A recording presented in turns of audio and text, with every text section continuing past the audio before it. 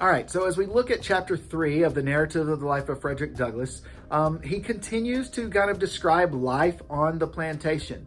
In particular, he goes into a description of the garden and the problems that this garden caused the enslaved people on this plantation. And then he goes into some detail about Old Barney and Young Barney, who are in charge of the stables there on the plantation, and the difficulty that their jobs caused them.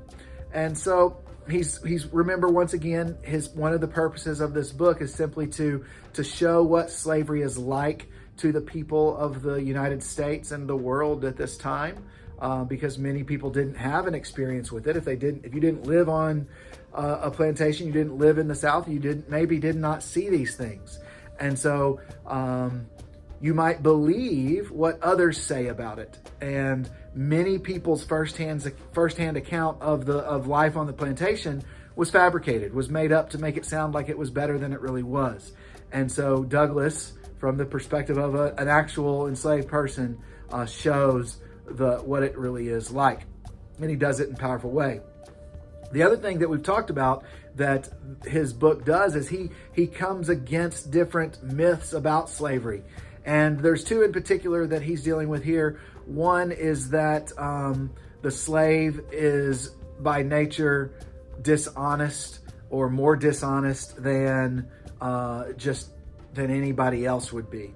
And then the other one is that he is dealing with, once again, kind of the same as chapter 2. He's dealing with this idea that the slave is content in his position in life. And both are not true. And he used really the same story to help demonstrate that. And it's the story of a man who is traveling along and tells the truth, actually. Tells the truth about what he likes. When somebody that he doesn't know asks him a question about being a slave and how he's being treated, he's honest and tells them it's not good. Well, he has serious consequences for that. And that shows why sometimes slaves will lie, because this slave told the truth and he had bad consequences for it. And so this is kind of this way he is able to deal with both of those myths in one story and in powerful ways. And so I want you to pay attention to that, how he's once again describing the plantation, describing slavery, and dispelling these myths around slavery. Colonel Lloyd kept a large and finely cultivated garden, which afforded almost constant employment for 4 men, besides the chief gardener, Mr. Mdormand.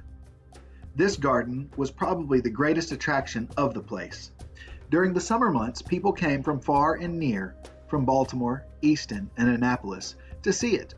It abounded in fruits of almost every description, from the hardy apple of the North to the delicate orange of the South. This garden was not the least source of trouble on the plantation. Its excellent fruit was quite a temptation to the hungry swarms of boys, as well as the older slaves, belonging to the colonel, few of whom had the virtue or the vice to resist it. Scarcely a day passed during the summer but that some slave had to take the lash for stealing fruit. The colonel had to resort to all kinds of stratagems to keep his slaves out of the garden. The last and most successful one was that of tarring his fence all around, after which, if a slave was caught with any tar upon his person, it was deemed sufficient proof that he had either been into the garden or had tried to get in. In either case, he was severely whipped by the chief gardener. This plan worked well. The slaves became as fearful of tar as of the lash. They seemed to realize the impossibility of touching tar without being defiled. The colonel also kept a splendid riding equipage. His stable and carriage house presented the appearance of some of our large city livery establishments. His horses were of the finest form and noblest blood. His carriage house contained 3 splendid coaches, 3 or 4 gigs, besides Dearborns and barouches of the most fashionable style. This establishment was under the care of 2 slaves, Old Barney and Young Barney, father and son. To attend to this establishment was their sole work, but it was by no means an easy employment, for in nothing was Colonel Lloyd more particular than in the management of his horses. The slightest inattention to these was unpardonable, and was visited upon those under whose care they were placed with the severest punishment. No excuse could shield them if the colonel only suspected any want of attention to his horses, a supposition which he frequently indulged, and one which, of course, made the office of old and young Barney a very trying one. They never knew when they were safe from punishment. They were frequently whipped when least deserving, and escaped whipping when most deserving it. Everything depended upon the looks of the horse and the state of Colonel Lloyd's own mind when his horses were brought to him for use. If a horse did not move fast enough or hold his head high enough, it was owing to some fault of his keeper's. It was painful to stand near the stable door and hear the various complaints against the keepers when a horse was taken out for use. This horse has not had proper attention. He has not been sufficiently rubbed and curried, or he has not been properly fed. His food was too wet or too dry. He got it too soon or too late. He was too hot or too cold. He had too much hay and not enough grain, or he had too much grain and not enough hay. Instead of old Barney's attending to the horse, he had very improperly left it to his son. To all these complaints, no matter how unjust, the slave must answer never a word. Colonel Lloyd could not brook any contradiction from a slave. When he spoke, a slave must stand, listen, and tremble, and such was literally the case. I have seen Colonel Lloyd make old Barney, a man between 50 and 60 years of age, uncover his bald head, kneel down upon the cold, damp ground, and receive upon his naked and toil-worn shoulders more than 30 lashes at the time. Colonel Lloyd had 3 sons, Edward, Murray, and Daniel, and 3 sons-in-law, Mr. Winder, Mr. Nicholson, and Mr. Lowndes. All of these lived at the great house farm, and enjoyed the luxury of whipping the servants when they pleased, from old Barney down to William Wilkes, the coach driver. I have seen Winder make one of the house servants stand off from him a suitable distance to be touched with the end of his whip, and at every stroke raise great ridges upon his back. To describe the wealth of Colonel Lloyd would be almost equal to describing the riches of Job. He kept from 10 to 15 house servants. He was said to own 1,000 slaves, and I think this estimate quite within the truth. Colonel Lloyd owned so many that he did not know when he saw them, nor did all the slaves of the out farms know him. It is reported of him that while riding along the road one day, he met a colored man and addressed him in the usual manner of speaking to colored people on the public highways of the South. "Well, boy, whom do you belong to?" "To Colonel Lloyd," replied the slave. "Well, does the colonel treat you well?" "No, sir," was the ready reply. "What, does he work you too hard?" "Yes, sir." "Well, don't he give you enough to eat?" "Yes, sir, he gives me enough, such as it is." The colonel, after ascertaining where the slave belonged, rode on.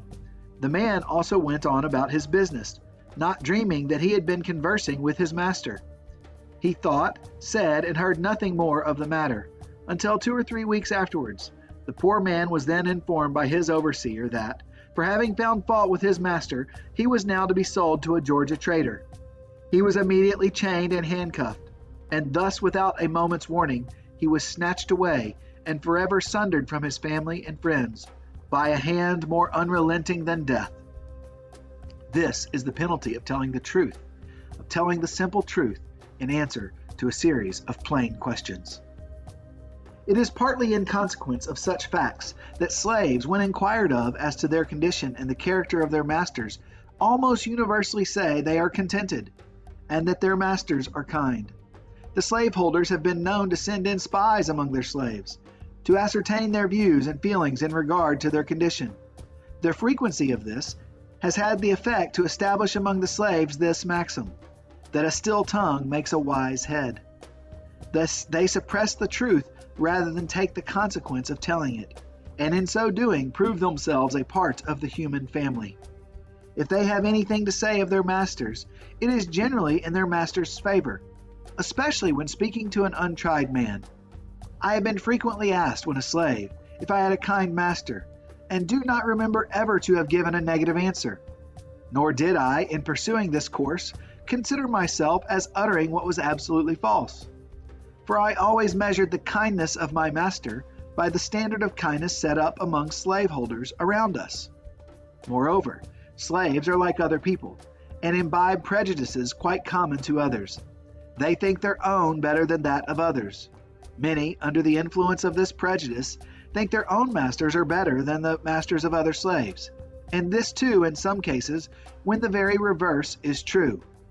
Indeed, it is not uncommon for slaves even to fall out and quarrel among themselves about the relative goodness of their masters, each contending for the superior goodness of his own over that of the others. At the very same time, they mutually execrate their masters when viewed separately. It was so on our plantation. When Colonel Lloyd's slaves met the slaves of Jacob Jepson, they seldom parted without a quarrel about their masters. Colonel Lloyd's slaves contending that he was the richest, and Mr. Jepson's slaves that he was the smartest and most of a man. Colonel Lloyd's slaves would boast his ability to buy and sell Jacob Jepson. Mr. Jepson's slaves would boast his ability to whip Colonel Lloyd. These quarrels would almost always end in a fight between the parties, and those that whipped were supposed to have gained the point at issue. They seemed to think that the greatness of their masters was transferable to themselves. It was considered as being bad enough to be a slave, but to be a poor man's slave was deemed a disgrace indeed.